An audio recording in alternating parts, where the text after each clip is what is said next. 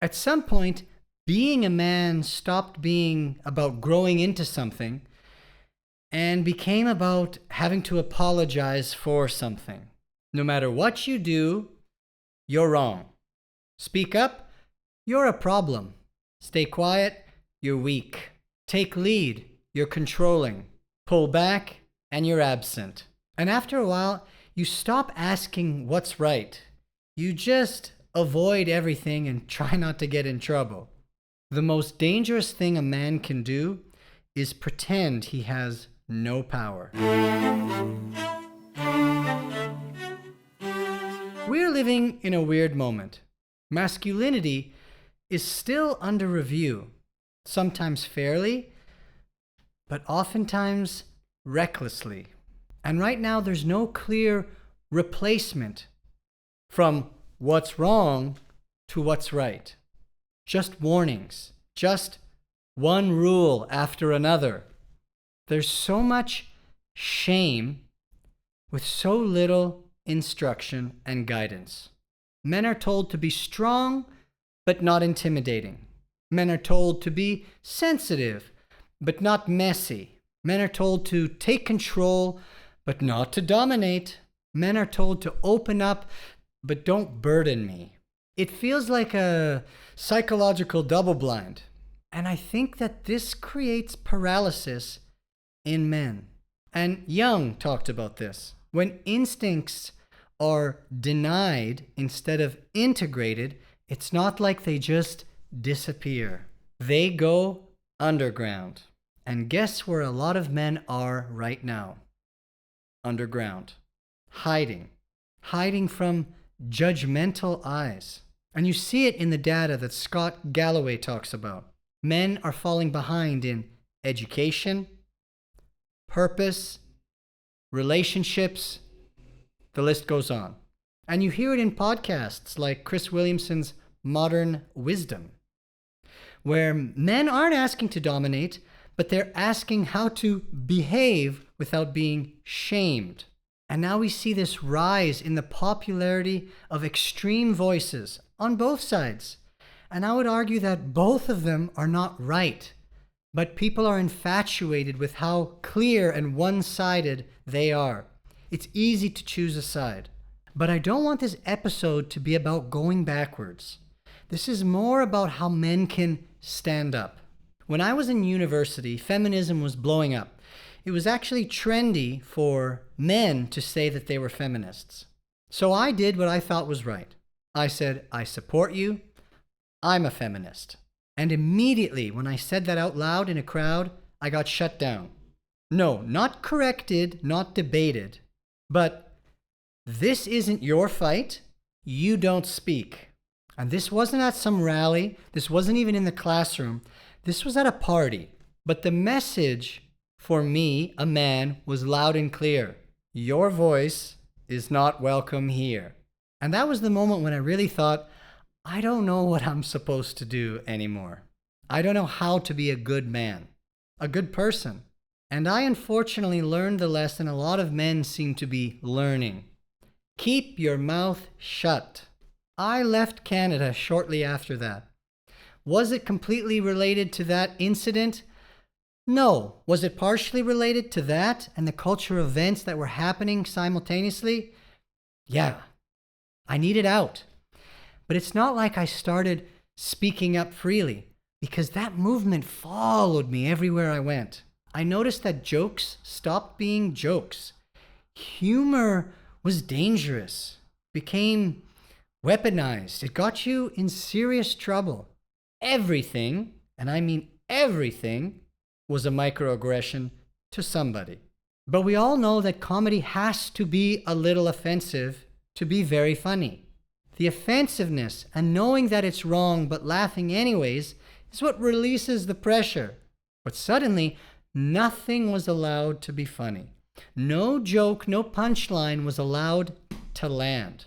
Now, we have outlawed certain words, like the N-word, the F-word, the R-word, but it got to a point where so many new words were being added that the entire alphabet was radioactive. If you weren't with the right people, you had to take a moment to think about every single word that popped up into your mind before you said it. It was a really weird time. And I feel like the whole value system flipped upside down. Kindness, humor, generosity, compassion, these weren't being rewarded. The louder, the more aggrieved you were, the more insulted you felt, that was to be praised. That got you attention. And I feel that a lot of men didn't get angry, but they did let themselves disappear. Nietzsche warned that when values collapse, people become resentful. And that's probably true. I mean, they say Nietzsche is a pretty smart guy, so. Jung warned that suppressing natural aggression makes people sick. And Frankl wrote, when you remove responsibility, guess what it takes out of the equation? Your meaning and your purpose. Traditional masculinity traits were delegitimized without any sort of evolution into something new and better. Decisiveness, leadership, competitiveness. Instead of teaching men to combine strength with empathy, they just sawed off strength and threw it away. And at the same time, vulnerability became mandatory. Open up, but don't be inconvenient. Share, but don't be needy. So men exploded with emotion or swallowed it up completely. Both are bad, and neither help you to mature as a man.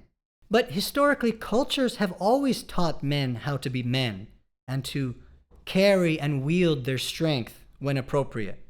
Aristotle, I believe, called it virtuous. Jung called it integrating the shadow. Is the patriarchy this shadowy evil force? Or by calling out all men for being part of the patriarchy, does that cut them off from their ability to express a range of emotions? Men need to be initiated and not shamed. When you cut men out at the knees, they don't evolve, they don't get better, they don't grow. They wither away or they radicalize. Fight or flight. Those are the options that men are given. And this has permeated through everything. In dating, men don't know if they're still meant to take the lead or if they're meant to wait and ask permission. In work, assertiveness from a man feels like a liability. In pop culture, where archetypes like James Bond have their competence removed, and yet they're meant to stay confident. And as for the Me Too movement, unfortunately, accountability eventually turned into fear. Men didn't learn how to desire women responsibly. They learned how to pull back to avoid risk. Now, comedy eventually pushed back because, thank heavens for comedy. People were fed up. Cancellations, speech policing, even arrests over online comments. At some point, we started protecting feelings over protecting reality. Now, let me be clear. This is not anti-women. I'll repeat. This is not anti-women. The world has not been fair to women. That is so true. And something else can be true at the same time. Men are suffering right now. Suicide rates are high. There's pressure around money, height, financial savings, humor, stoicism, overall success in life, leaving a lot of men lonely, celibate, isolated, and ashamed. Reducing any group's suffering reduces overall suffering, is the point I'm trying to make. And that has to be allowed to be said. When did we all learn to stay quiet in order to be safe? When did we start shutting down to stay acceptable? Who in the world benefits when you, amazing you, disappears? And what would happen if we all stopped apologizing for things that we weren't sorry for? Men are not evil for being men. There are evil men. Lots of them. But shame dissolves people. So what is a good man? A good man is a decent man, but he's not a wet noodle. He stands up for himself while not talking over others. He listens more than he speaks, but he does not vanish. He's generous, compassionate, thoughtful, but also brave, intellectually and physically. Men and women are equal in worth, but not identical in nature. Pretending otherwise helps no one. Now listen to me, men. If speaking honestly costs your approval with some, it will only lead you closer to the people that you should be spending your time with. The men who are doing well aren't the ones arguing all day online.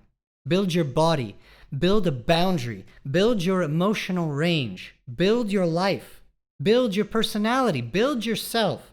Act by integrating your self-worth and your leadership because you have a right to be you. All right, builders, see you every Sunday. And remember that being a man equals strength and honor. Gladiator. Brick by brick, we'll get there. Valeu!